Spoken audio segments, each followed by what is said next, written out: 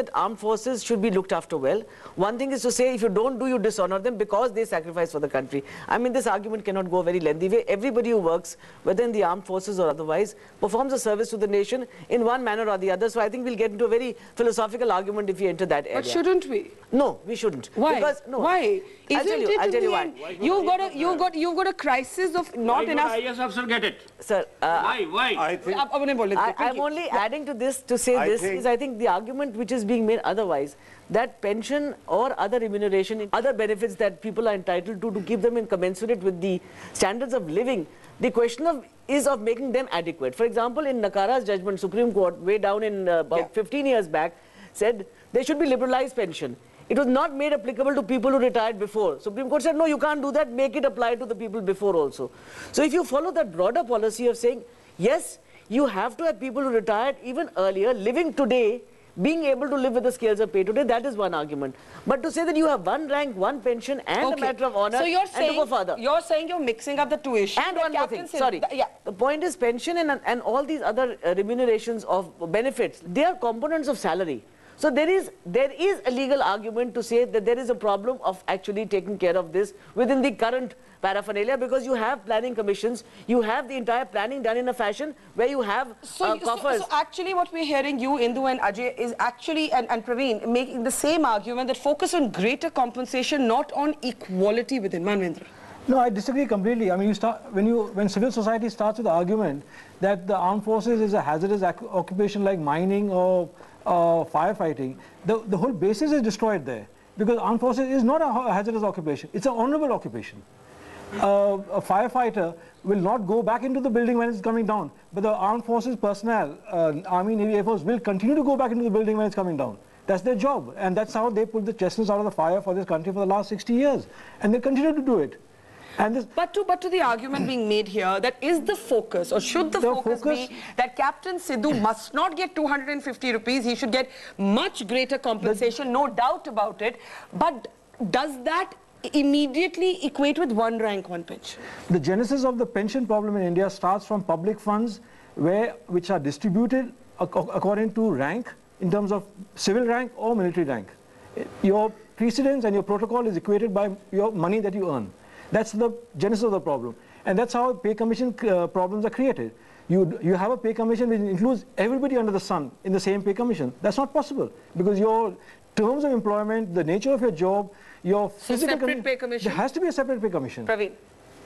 The government has already said that the military will have a separate pay commission. But for that, now we have to wait for another 6 years. 4 years have only passed. Why do we have to wait? No, already. Why do we have to wait? No, 1 minute. Because no, 1 minute. What 1 minute? Hold on. Let me listen. Sir, not like this. No, sir, not like this. Not like this. A pay commission is held after every 10 years. The job of the last pay commission was over in 2006, and the next pay commission will be there for the armed forces separately. The government has already declared that.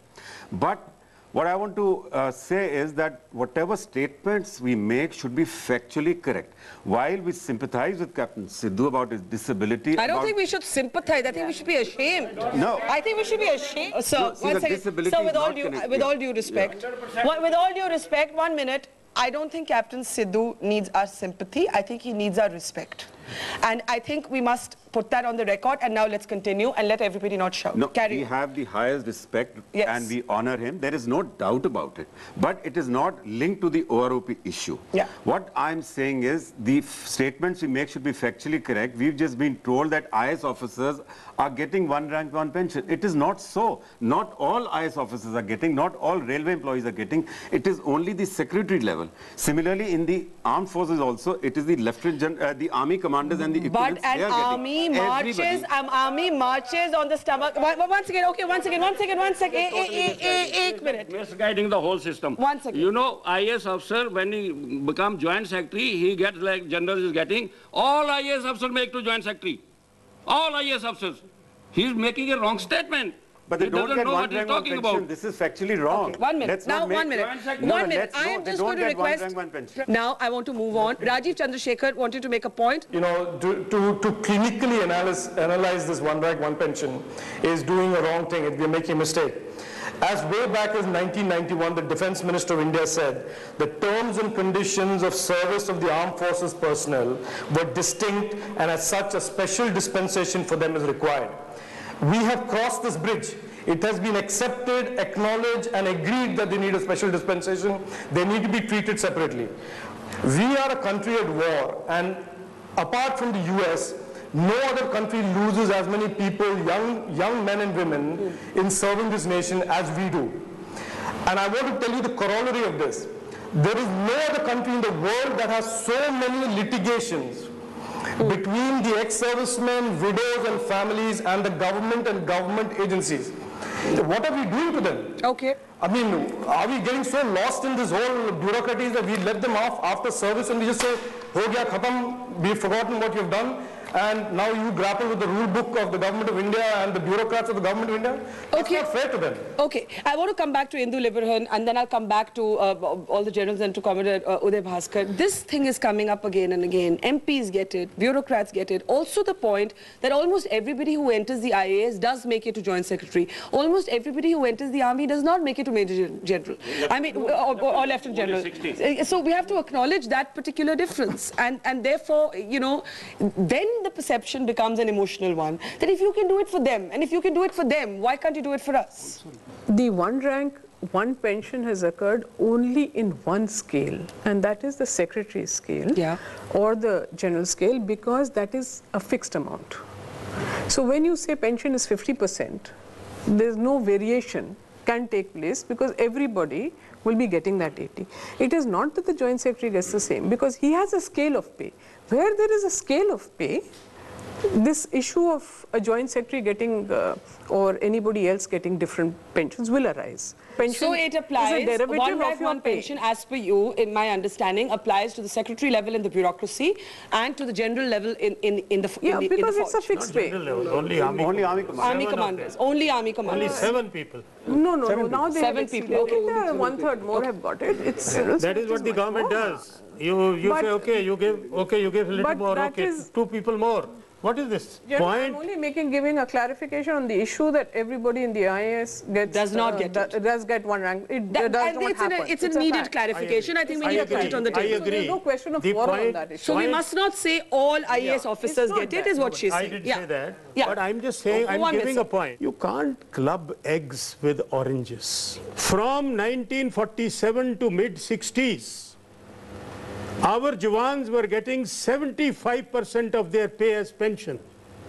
The army officers were getting 50%. And you know what the civilians were getting? 33%. What does the bureaucrats do? Raise their pension to 50%, reduced our Jawans' pension to 50%. This is ridiculous. Can we get Ajay to respond? I think it is very important to analyze these issues clinically. If you start being emotional, it's the highway to ruin. Because you made one mistake, it doesn't mean you have to make another. So if you say MPs, something wrong has been done with MPs, by all means we should undo it. That's no argument for doing something wrong somewhere else. Why is it wrong? Let's come back to why it's wrong. I think we should ask the first principles question. That, according to you, what sense does it make? So I keep on hearing this statement that honor maps to one rank, one pension.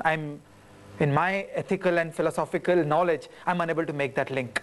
I want to locate this in a larger fact about India. This is just a brute fact. When you're a high growth country, the young will always be better than the old. It's a fact of life. So I want to go to a very different profession. Take anybody out there in the private sector who has no pension. I'm a doctor, I'm a lawyer, I'm an accountant. Okay, imagine I live my entire life and I retire in 1990. Okay, and then with my accumulated savings, I'm living for the rest of my life. As compared to contemporary wages and contemporary income, it looks bad. Okay, I'm a person who retires in 2010, same doctor, similar skills, done the same number of heart surgeries. The doctor won't lose an arm. The doctor won't lose an arm. The doctor won't have to retire at the prime of his life. No, wait. Decouple two distinct questions. The first point. I applied for job. I'm a dagger in commando. I'm a paratrooper. I'm an instructor in high altitude warfare school. Nobody called me for an interview. It was not needed. Doctor is qualified. He can earn his living. And I think, sir, may I just request you to at least, sir, please breathe. Ajay, the question is simply this: when you say, and you are right, that we are all in these sort of ephemeral moments of recognition, success, money, all of that. Time passes to everybody. It's a truism, all of that. The counter-argument is that the military, more than anybody else, needs to stay young in a way that most other professions do not. Hence, and we're just going to be talking to a Havaldar who experienced this, they are exited out or, shunted out much earlier than any other profession. So we come back to the point that are you comparing? Once again, there's no question in my mind that the compensation framework for people who will leave at 38 has to be different from a compensation framework for people who will stay longer. But it's about level of compensation, it's about structure of compensation. I'm just not able to cross the leap to say that therefore that link. One rank, one pension follows. So I want to General Kadian and Commodore Uday Bhaskar to explain this to people. Yes, we want to honor our soldiers, but does honor equal one rank, one pension? That's the causal sort of formulation that Ajay is questioning. But before that, we've got, let's hear from Havaldar Saab, who actually we're speaking about, people who have to sort of retire very early. आप Havaldar Saab कितनी उम्र पे आपको छोड़नी पड़ी? 39 पर.